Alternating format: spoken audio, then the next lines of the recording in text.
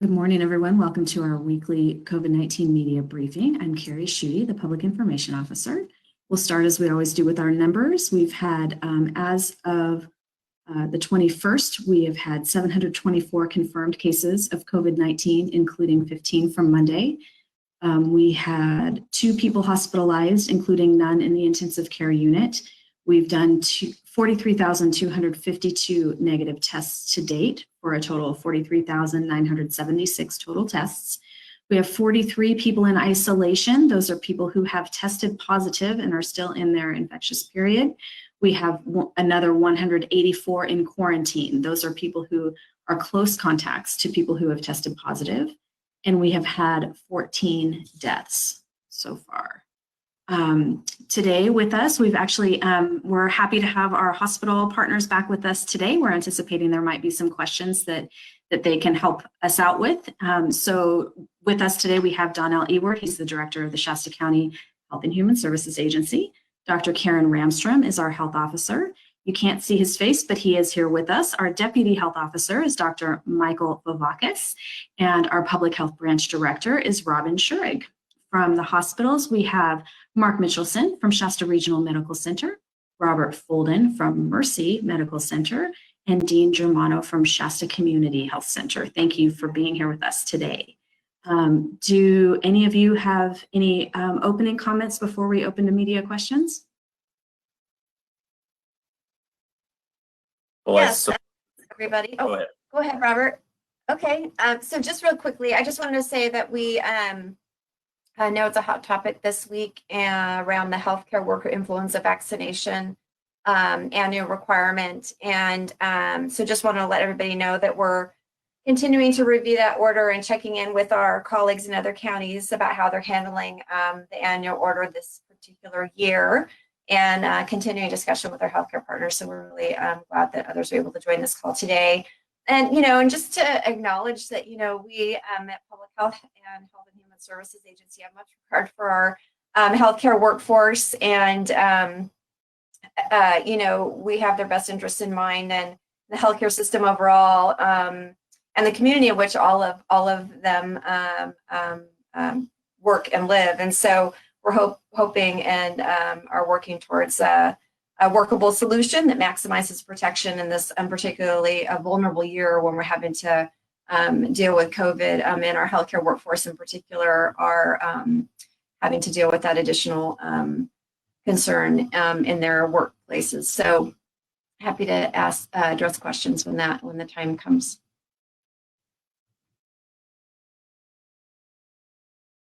Robert, you're up.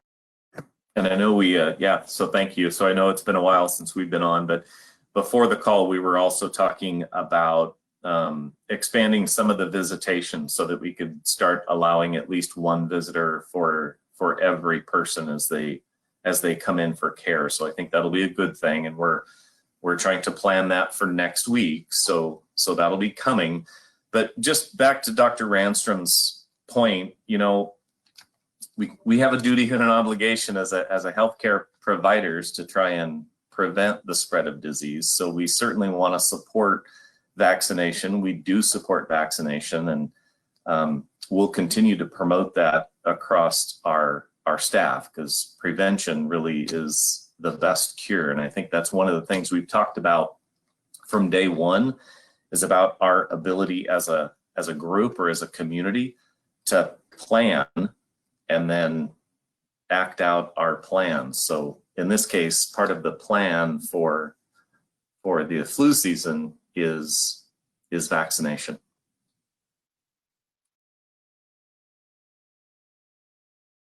Thank you, Robert. Any other comments before we go to questions? All right, seeing no green lights, we are ready for media questions.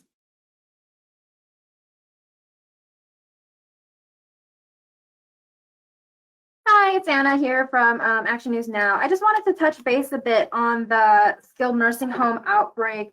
Can I just get the date of when this outbreak started, please?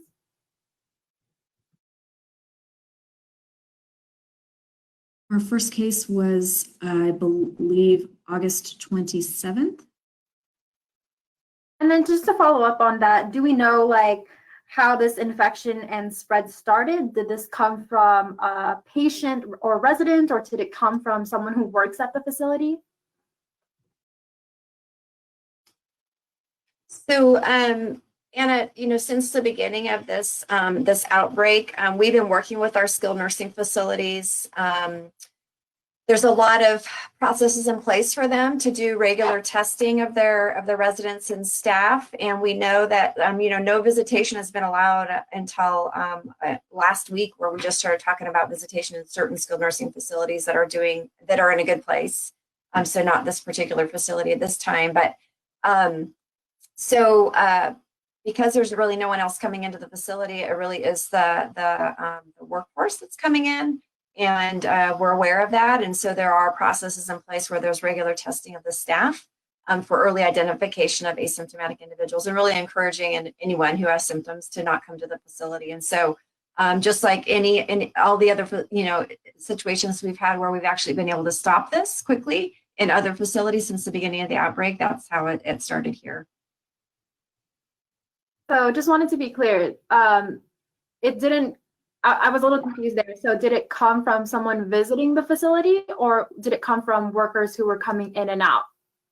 So visitation is not allowed in the skilled nursing facilities. We actually sent something out about a week and a half ago where we are just now starting to allow visitation, one person, in skilled nursing facilities that are not having any COVID cases, that have very stringent infection control practices in place, that have adequate PPE, and at the time when we're not having too much community transmission of COVID. So they have to meet all of those parameters to allow visitors, and that's brand new. That we just sent that out about a week and a half ago. And so up until that time, no visitors have been allowed in skilled nursing facilities since the beginning of the outbreak.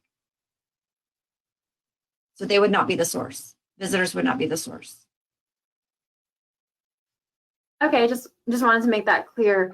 But just like I said, so it sounds like it didn't come from visitors. So like I'm just wondering, maybe was it workers maybe? So no visitors are allowed, correct. And so the only other possibility really is the staff. Now, some of the residents could go out like for an appointment. They could go for a medical appointment or other appointment and potentially bring it back. That's possible. But most of the cases that we've seen when they've actually been doing the screening testing on a routine basis really have been among healthcare workers, because they're just like all of us. They're out and about doing their thing, going to the grocery store or wherever they go, and are vulnerable to picking this up anywhere that they visit if they're not taking precautions regularly. And, this is a very this virus is just really contagious, and so any of us can pick it up at any time. And so that's where it's coming from primarily from the workers, because they're the most mobile. They're the ones who are out and coming back to the facilities, and even with prevention practices in place. And so there are strategies that the skilled nursing facilities are using that have been put in place by the state, and we're working really closely with them to do regular screening testing to identify cases early among the staff so that they can be removed from the facility and prevent any additional spread. Thank you for that, Dr. Ramstrom. And just to kind of follow up on that while I have you, so you talked about removing infected workers. Are those infected workers being contained to that facility, or are they being isolated or quarantined in their own homes? Like, what is public health doing now moving forward? Right, so we work closely with the facilities. If they identify a case, then we support them in their excluding their staff. Skilled nursing facilities in particular are a location where you don't want infectious staff to be working, and so we support the facility to do that and work very closely with them. Is there a risk of community spread at this time? Because we've seen it, across the country, that we've seen outbreaks at skilled nursing facilities and nursing homes. Is there a risk of this spreading to the rest of the community? So there's been a risk since we started having cases, because this is spreading in our community. That's where people are picking it up, outside in the community. So the public is not going to these skilled nursing facilities. So the skilled nursing facilities are not a risk to the public.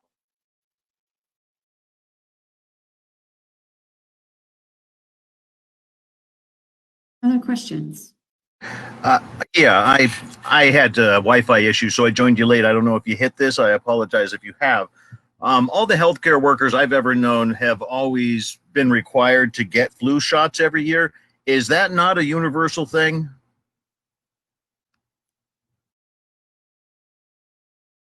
So it's highly, thanks for the question, Steve. It's a great question.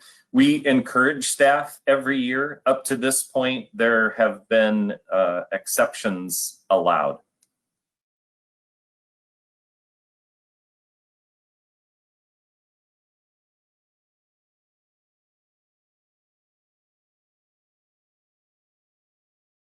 This is Dean Germano at Shasta. I would just concur with that. We strongly encourage our staff to get immunized against the flu. We have for years. The order from the county has been helpful. We have a very small window of those with exceptions, documented medical reasons.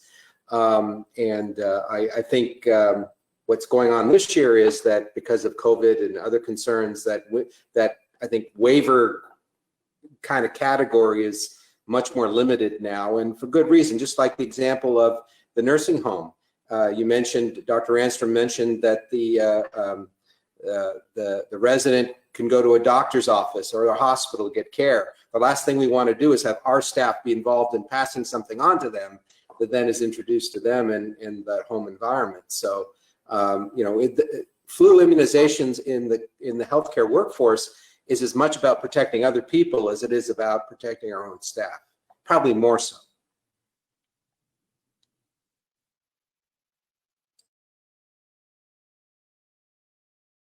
Thank you, Dean. Any other questions? I see Mike is trying to, his light is green, but I'm not hearing him. Mike, if you want to give me a call, I can put you on speaker on my phone if you want.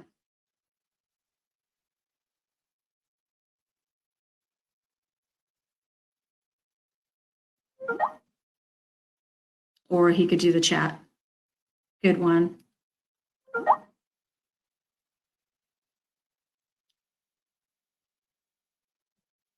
Any other questions in the meantime? Hi there.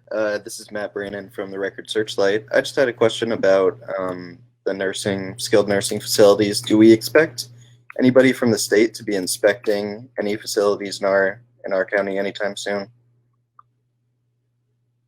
So the state routinely inspects our facilities, including this one, and has been doing that all throughout. And we communication with them about this particular facility, and they've been providing support and been very helpful. But they routinely do facility inspections.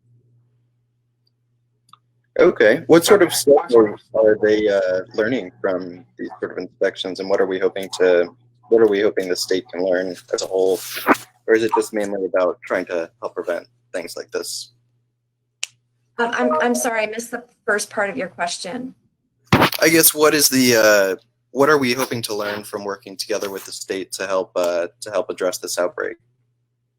Well, we're working with them in a couple ways. One, we are strategizing on how to, with this particular facility, how to mitigate the spread, and so that includes discussing gaps in personal protective equipment that's available that we've been working with the facility on, and the precautions that are in place. There's many different strategies that are used to prevent spread in a facility, and so they offer suggestions, and based on their site surveys, they'll give feedback.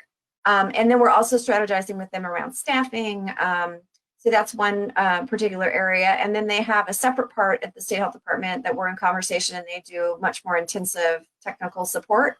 So there's a variety of ways that they're supporting this facility. They've actually sent some staff to help augment some of their staffing shortages that are a result of this outbreak. And so they are assisting in a variety of ways.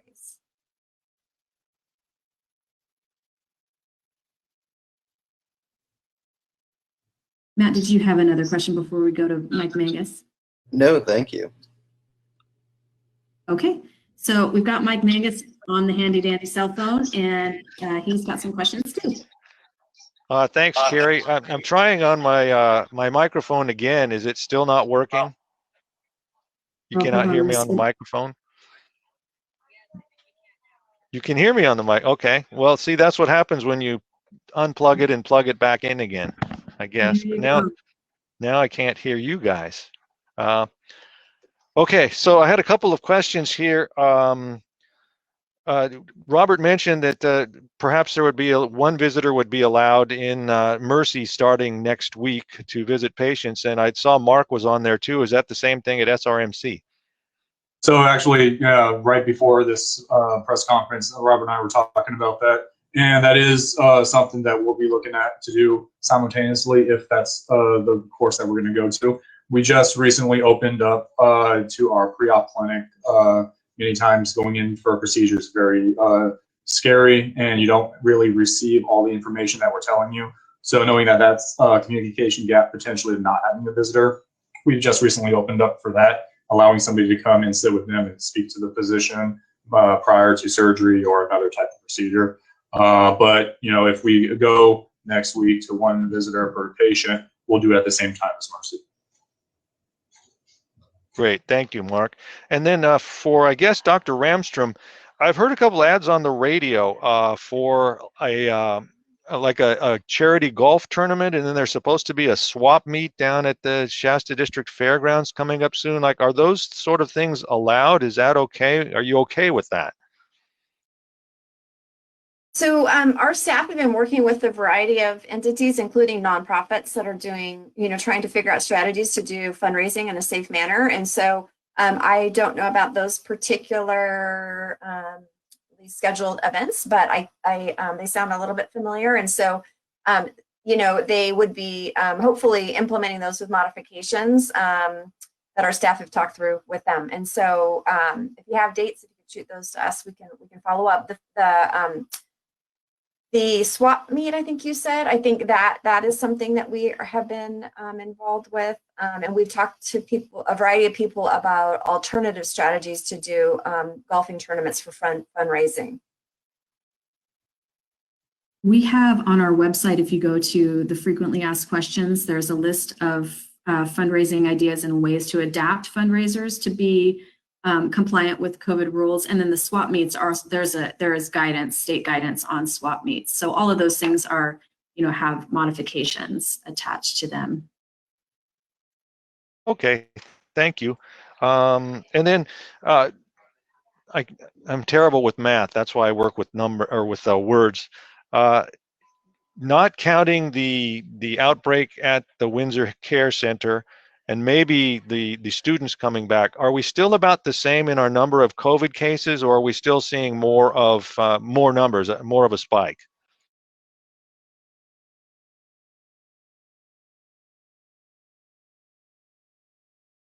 I guess I would say that those two situations are accounting for a good portion of our cases. Our cases kind of go up and down a little bit each day, but those are accounting for the larger increase that we've seen in recent days. Okay, so we were seeing like single digits, and then all of a sudden it jumped up into double digits, but maybe we can attribute most of that to those two cases. That sound right? Yeah, much of it for sure. Mm-hmm. All right, thank you. I feel so much better now that I can speak into the microphone and it works. This is Dean. I know I'm not supposed to ask questions, but I'm going to throw this out just to remind us all. With the schools opening up again, I know public health has put out guidance when a case should happen in a school. And we've seen sort of both ends of the spectrum here. We saw UPrep shut down for 2 weeks, at least go to distance learning 100%. And we had other schools. I think I saw that there was another high school today that is following the guidance that you've put out about if it's limited and contained and seating plans are known, that in-school learning can continue with certain changes. So I want to throw that out again just to remind us all what that guidance looks like. I think it was Foothill. Yeah. Great, thank you, Dean. Yeah, so there is state guidance out as far as like if there's multiple classrooms in a school or cases across multiple cohorts, then you would be more concerned. Or if there's a certain percentage of staff and students that are impacted in a school, that kind of a thing, that would often inform a decision on the school's part to close. Or in some situations, the high schools have a harder time just because the kids move around more. So yeah, you're right. And so some of those, those are hard decisions that the schools are making, and we're in regular conversations with them. And hopefully, each of these situations provides a learning opportunity to think about how to do things in a little bit of a different way to next time impact fewer number of students. So yep, you're absolutely right. And thank you for bringing that up, because that has been a question that we've received.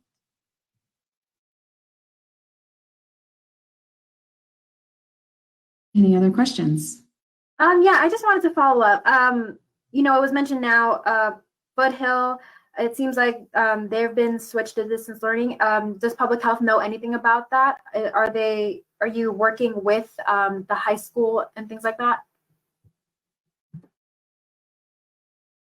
So we have staff, a school team that's working closely with a designated school liaison in each of the schools. And so they would be in close communication with them. But like I said, those kinds of decisions are made at the school level, but we would be, talking with them up to that time if they were having a situation that might inform that kind of a decision.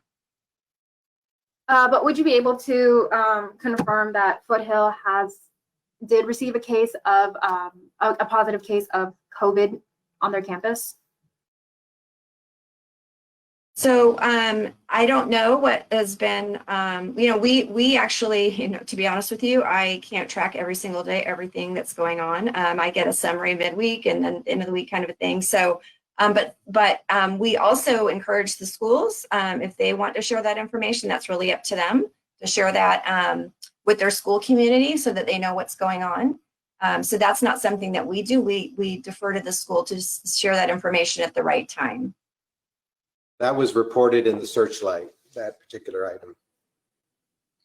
Okay, thank you for that. Also, I do want to follow up just kind of about going back to the whole flu shot thing. Is there a flu shot mandate here in Shasta County at this time? Because like we mentioned, it's kind of a hot topic, and the hospitals have been saying, it's something that is encouraged. So we've had a healthcare worker influenza vaccination requirement in place since 2013. And we annually send that out to remind our healthcare partners about it. And typically, give them an update on what did their numbers look like at the end of last year in terms of vaccination rates, that kind of a thing. And so, yes, that's in place. And since, we're dealing with COVID also, and now we've got flu season approaching, can you just, maybe just explain the importance right now of getting that flu shot to help, protect yourself, but also the people you work with and the rest of the community?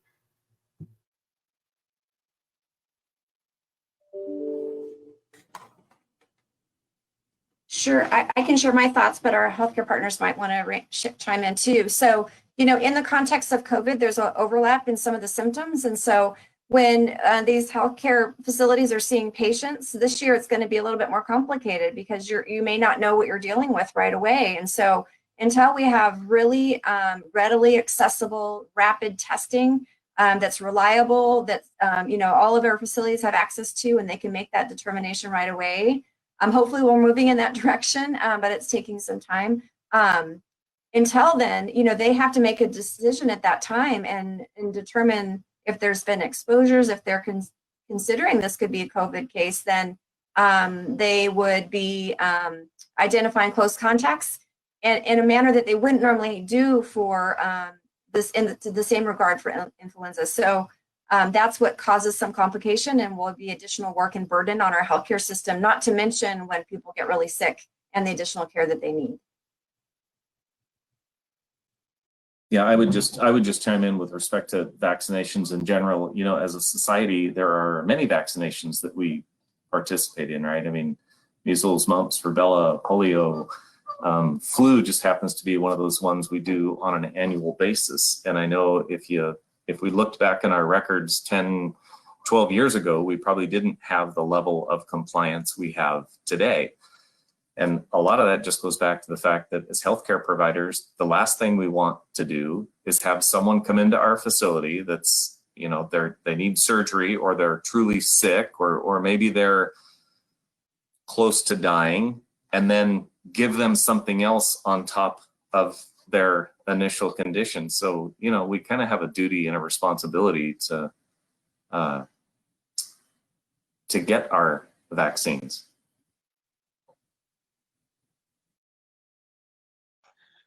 Okay, I can't remember if I asked this question before or when my microphone wasn't working, but wasn't it true that before healthcare workers did have the option of wearing a mask, but up until now that's mandatory?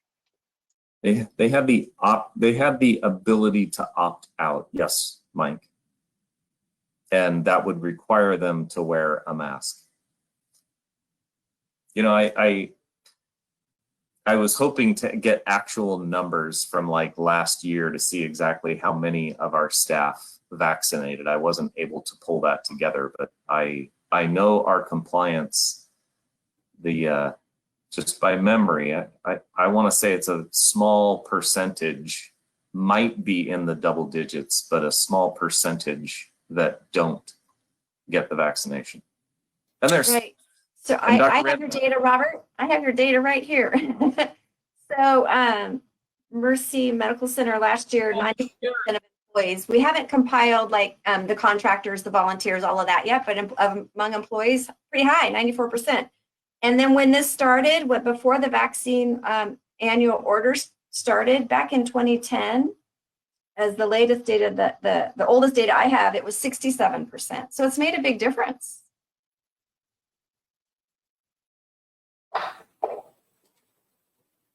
And I guess I can just say for SRMC, since you're on here too, you also were at 94%. And before that, 61%. So I'm pretty sure she made that up, Mark. Okay, perfect. I'm glad she's got the numbers. That is helpful. Yeah, we've seen the same. I think I can count on maybe one hand many people who have opted out, so it has made a huge difference. So I'm figuring that the people who are or will be perhaps protesting, it's a very small percentage of the healthcare workers.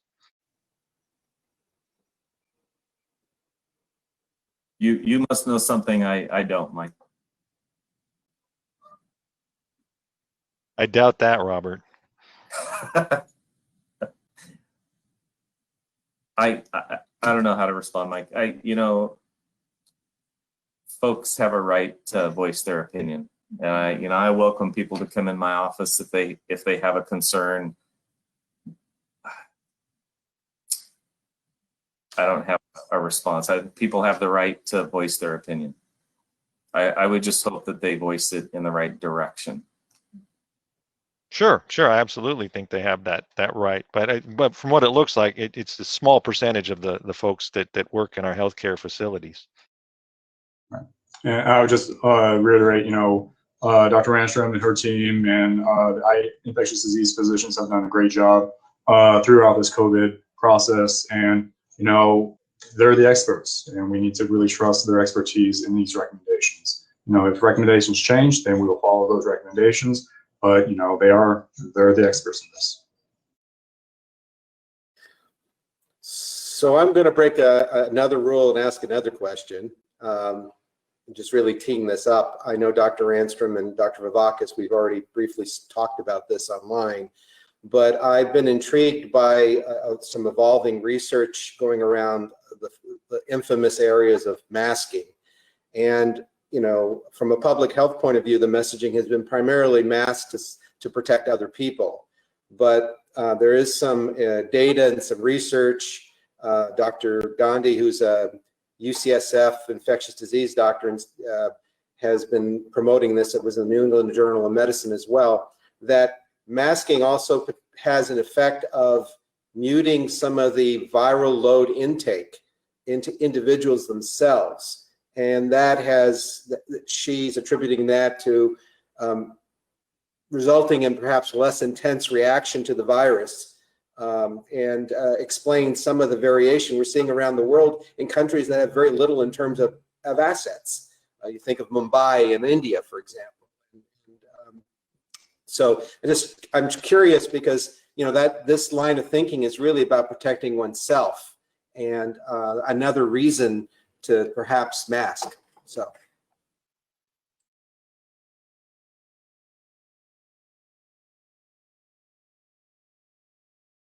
I think there's quite a bit of good evidence that masking does reduce risk. It's not a perfect intervention, but in the absence of vaccine, masking is one of the best public health measures we can take to prevent COVID-19 transmission. And I think we can think about it in risk reduction. If two people are having an interaction and nobody's wearing a mask, that is the highest risk. Droplets from either person can get onto the other person and into their bodies. If you have one person wearing a mask, that decreases the risk. And if both people are wearing a mask, the risk is reduced even further. And so that's why we'd like to see universal face coverings in public places, especially inside, where transmission is more easy, in where there's no breeze or wind that can blow away the virus. Some anti-mask individuals have argued that the openings in a mask are much larger than the size of the virus. The virus does not leave a body by itself. It is in a droplet. And the droplets are much, much larger than the virus. So that is why the masks work. Again, is one of the most important things community members can do to help us work together to do their part to reduce transmission of COVID-19.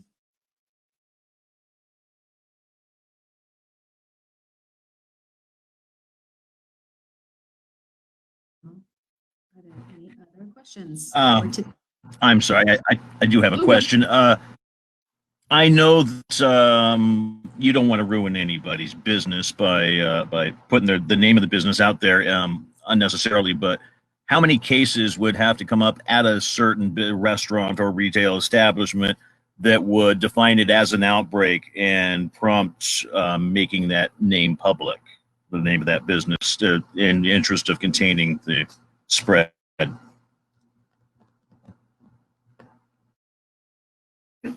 So, I think there's other considerations besides the number, and we work really closely with these businesses, and would hope that we'd be able to intervene before then. And to be honest with you, so there's been a lot of discussion about how do you define an outbreak, and it really seems to depend a little bit on the setting. The most recent numbers I've seen are 3. The other thing to think about, though, is that could be 3 people that hang out together outside of work. And so the concern is actually if you identify transmission in that business, because then you wonder, are there prevention measures that aren't as optimal as they should be? And so we take all of that information into consideration, and then would work with the business if we were concerned about people having been exposed in whether there's a public setting and we needed to let the public know. And so there's a lot of factors. It's not just an absolute number, because we'd have to look at the full investigation and see what we're dealing with.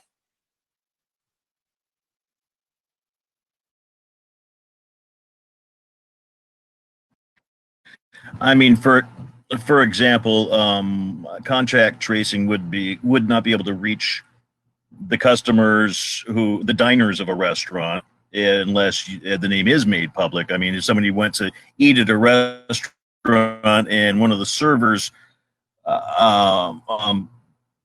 came up with tracing, could get a hold of the customers that server had contact with, unless the name of the restaurant were made public. That's what's. Yeah, and I think we would work closely with that business to determine the best way to convey information that we thought was necessary to protect the public. Steve, generally speaking, close contacts are people that are within 6 feet of a person for 15 minutes or longer, which generally would not be the situation in most business settings. And also, you know, restaurant waiters and servers and people of that nature should be wearing masks in all of those settings, which would also reduce the risk to the public. Are there any other questions? Yeah, I just wanted to follow up on something. It's kind of just out there now, but I wanted to also hear it from public health as well. Would public health be able to share the name of that skilled nursing facility that had that outbreak? We have not shared that name publicly. We've been working with the facility, and so everyone that needs to be aware within the facility is aware. Again, it's in the searchlight. Thank you. Just wanted to follow up on that.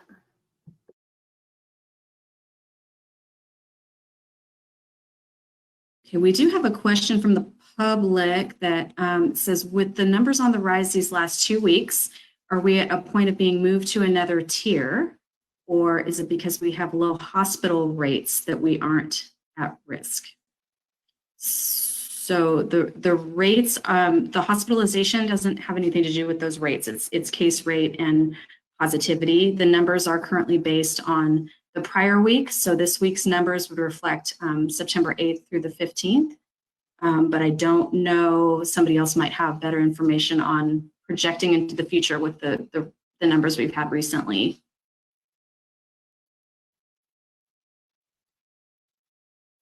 We have seen increased numbers over the last week or so because of these outbreak situations that we're working on. I can't tell you if we're going to end up dropping a tier down to red right now. I think we have a week warning before that would happen. If we fall into the red zone of a case rate between 4 and 6.999. But we definitely are at risk. And again, everyone can help participate in reducing our incidence by following the recommendations of staying home if you're sick, wearing a mask if you're in a public place, refraining from gathering with people outside of your household, and washing your hands. So everyone can do those things. Businesses, of course, can contribute by enforcing the mask mandate in California inside their businesses, as well as the social distancing requirements that may even require fewer people in their business than they would normally. So those are all things that people can do. I will add that, going back to the restaurant question, there was a study published by Centers for Disease Control Prevention where they did a case control study of people who have presented at a hospital emergency department, comparing the 14-day history of people with COVID-19 versus those without. And they did determine that the risk of dining indoors at a restaurant was twice as high for the cases than the controls. So there's a variety of activities that are risky or riskier than others. And all businesses, I think, in Shasta County, for the most part, are doing what they can to modify their business practices and limit risk. But anytime you go into an indoor space with strangers outside of your household, or people outside of your household, not necessarily strangers, there is some risk associated with that activity, which is why, again, we discourage any indoor gatherings that are not essential.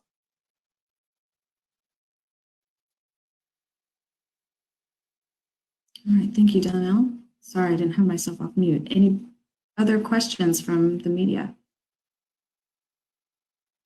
Okay, thank you everyone for being here. Thank you, hospital partners, for coming back to help answer questions with us today. We appreciate your partnership greatly.